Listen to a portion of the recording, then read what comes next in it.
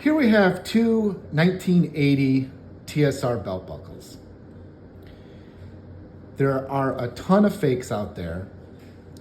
You have been on the forums, you've been on the websites, you've seen pictures, you've heard people's opinions. I have my opinions. Go ahead, leave your comments in the comment section. What do you think? Which one's real, which one's fake? On the left here, we have a nicely patinaed buckle. Excellent detailed moon man. On the back, you have the correct markings. Bergamot Brassworks, right out of Darien. You have the crimped buckle.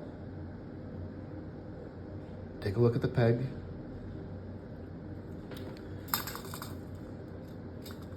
Measures just over 3 inches and about 4.2. The one on the right, not as much of a pronounced patina.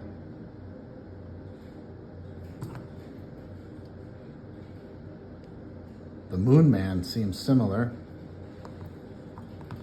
Has the straight buckle. Same information.